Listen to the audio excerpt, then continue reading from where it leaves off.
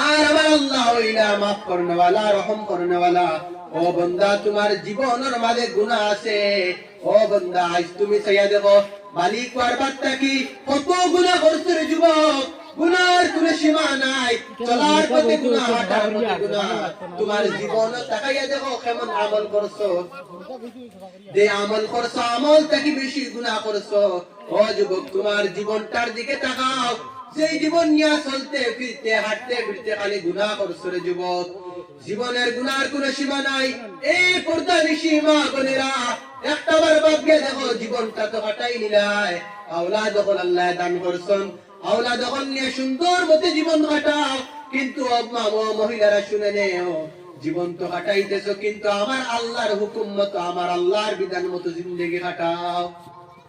ও পর্দা নিশি মা বোনেরা, ও পর্দা নিশি মহিলারা, শুনে নেও, আল্লাহ আমাদেরকে, তোমাদেরকে, মহিলাদেরকে, পুরুষদেরকে আল্লাহ দুনিয়ায় দেওয়ার সমস্ত মানুষ বানানোর উদ্দেশ্য আছে। ও মা বোনেরা, আল্লাহ এমনি বানাইয়া পাঠাইছেন না রে মা। আমার আল্লাহ এমনি বানাইয়া দুনিয়ায় জমিনে তোমাদের পাঠাইছেন না। আল্লাহ বানানোর কারণ আসরে মহিলারা, শুনে নেও, আমরা এলাকার দেখা যায় মহিলারা পর্দা খুব কম মানুষ। বিভিন্ন জায়গার মধ্যে দেখা যায় পর্দা কম মানুষ। আল্লাহ কুরআনের মধ্যে পর্দা করা হয়ে থাকলো গিয়া মহিলাগুলোর লগে ফরজ। ও মহিলারা, আমরা মহিলাদেরকে, আমরা বেশিরভাগ আমাদের ঘরের স্ত্রীদেরকে, আমাদের ঘরের যত মহিলারা আছেন, যার যার ঘরের মধ্যে বোন আছেন, স্ত্রী আছেন, মা বোন আছেন, সবাই আমরা পর্দার হুকুম করতাম, পর্দা মানিয়া চলার কথা হইতাম। কেননা পর্দা করা হইয়া থাকলো গিয়া ফরজ। পর্দা করতাম, পর্দা করে চলতাম। কারণ কোন সন্তান যদি, কোন মা বাবায় যদি নেক সন্তান চাই, কোন বাবায় যদি নেক সন্তান চাই, কোন মায় যদি নেক সন্তান চাই, নেক সন্তান এক নম্বর হইয়া থাকলো গিয়া নেক সন্তান যে মার গর্ভের মাঝে আইতা, এই মায় সব সময় পর্দার সহিত চলতা। যে মায় নেক সন্তানের আশা করতাম, আমি যে যুবকে নেক আওলাদের আশা করতাম, আমি যেই যুবকে নেক আওলাদ জমিনের মাঝে পাইতাম, আমি নেক আওলাদ পাইতে হইলে যেমন একটা মুরগির যদি ডিমগুলা নষ্ট হয়ে যায়, মুরগির বাচ্চা বাহির হয় না, তেমনি কোন বেপরদা মহিলার গর্ভ থাকি নেক সন্তান আশা করা যায় না। ও মহিলারা, এ যুবক ভাইরা, আল্লাহ দুনিয়ায় বানাইয়া পাঠাইছেন। ও মহিলারা, তোমাদের জন্য পর্দা করা ফরজ। ও মহিলারা, সবচাইতে প্রধান দিতাম আমরা মহিলারা পর্দার উপরে। কারণ মহিলারা পর্দা যদি করে, কোন মহিলার যদি পর্দা থাকে না, এই মহিলার জবানের মধ্যে কোনো হায়া থাকতো না, এই মহিলার হায়া থাকতো না, লাজ থাকতো না, শরম থাকতো না। কার লগে কোন ভাষায় মাততো তা বুঝতো না, কার সামনে পড়িয়া কোন ভাষায় কথা হইতো তাও জানতো না, কারে কিতা মাততো তাও জানতো না। যে তার সামনে বাইর হইয়া যেমনে মুখ দিয়া যে সাটা মাতি লাইব।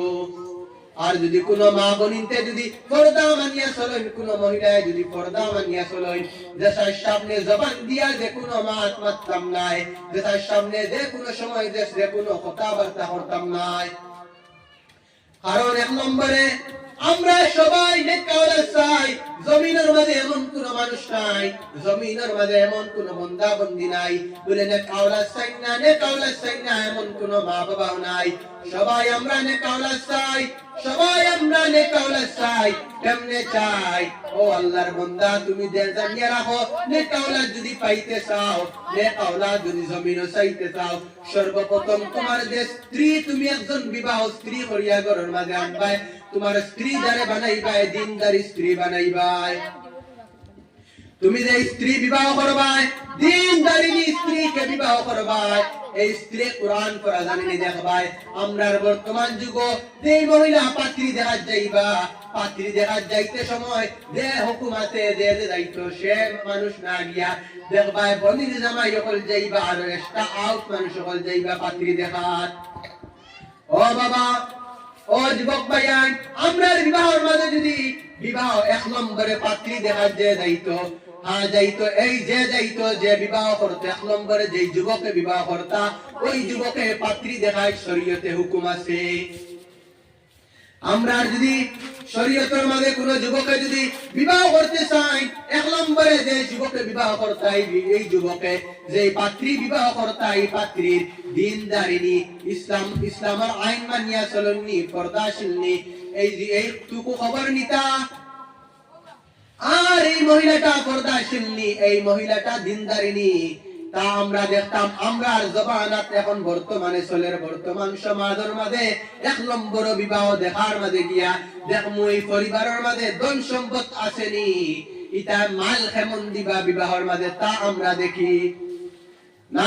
আমরা তা দেখতাম, আমরা দেখতাম মহিলাটা পর্দাশীলনি, আমরা দেখতাম মহিলাটা এই মেয়েটা পর্দাশীলনি, এই মেয়েটা কোরআন পড়নেওয়ালা নি, আমরা তা না দেখি আমরা গিয়া আগে জিকার করি মেয়েটা বিএ পাস নি, আইএ পাস নি, মেয়েটা সেকেন্ড ইয়ার পাস নি, মেয়েটা মেট্রিক পাস নি, এখন তো মেট্রিক সাধারণ হয়ে গেছে, কেউ মেট্রিক জিকার করতো নয়।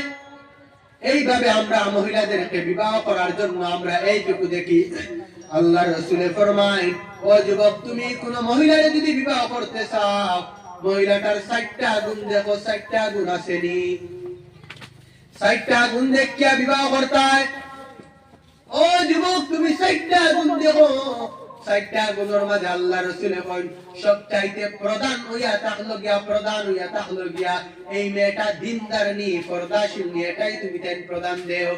আল্লাহ রাসূল কেন পর্দার কথা কইন, মহিলাদেরকে কেন পর্দার হুকুমের কথা কইল, বলে মহিলারা পর্দার হুকুম ও কারণে করতো, মহিলা যদি কোনো বেপরদায় যদি কোনো মহিলা বেশিরভাগ চলাফেরা করে, এই মেয়ের ওই মহিলার গর্ভ থাকি কোনোদিন সন্তান আইতো নাই, নেক আওলাদ হইতো নাই, এই মহিলার গর্ভ থাকি কোনোদিন নেক সন্তান আইতো না। এই জন্য পর্দাশীল মেয়েকে বিবাহ করতাম, পর্দাশীল নেক মহিলাদেরকে বিবাহ করতাম।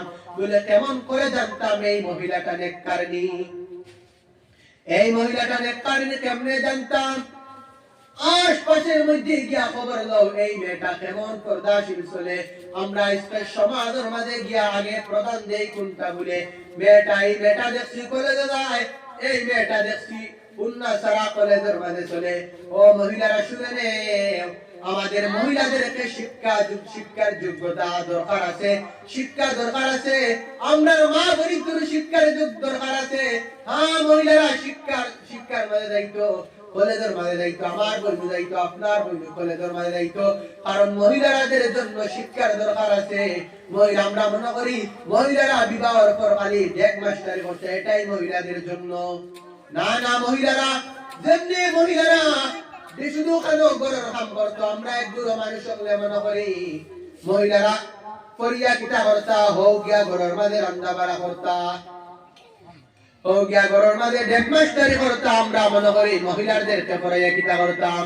ও বাবা, ও যুবক ভাই এখন শুনে নে, তোমার ঘরের মাঝে বোনিরা শুন, তাদেরকে ইসলামের শিক্ষা দেও, তাদেরকে কোরআনের শিক্ষা দেও, তাদেরকে কোরআনের জ্ঞান দেও, জেনার যেটুকু তোমার তৌফিক দেও তা তুমি পড়াও।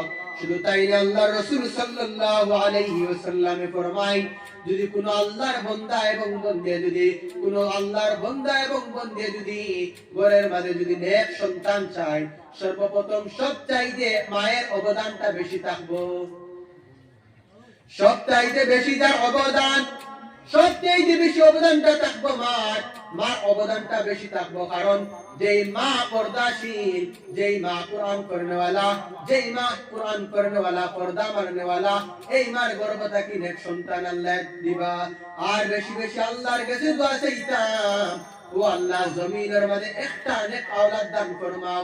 কারণ জমিনের মাঝে আল্লাহ আওলাদের কারণে মা বাবারে জমিনের মাঝে বড় বেইজ্জতি করায়, আর একগুলো আওলাদের কারণে মা বাবার জমিনের মাঝে আল্লাহ ইজ্জত দান ফরমায়। আবার জমিনের মাঝ থাকি যেই মা বাবা মারা যাওয়ার বাদে একগুলো আওলাদের কারণে মা বাবারে কবরের গাড়ার মাঝে, একগুলো আওলাদের কারণে মা বাবারে আল্লাহ মাফ করিয়া দেয়, আরেকগুলো আওলাদের কারণে কবরের মধ্যে মা বাবার কবরের মাঝে আল্লাহ আযাব দেয়।